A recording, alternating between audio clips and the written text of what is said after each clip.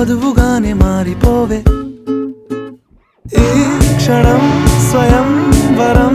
ఇవాళ సంబరం ఈ క్షణం స్వయంవరం ఇవాళ సంవరం వీడుకోలు లేని తోడు అంది స్వాగతం ఈ క్షణం స్వయంవరం ఇవాళ సంబరం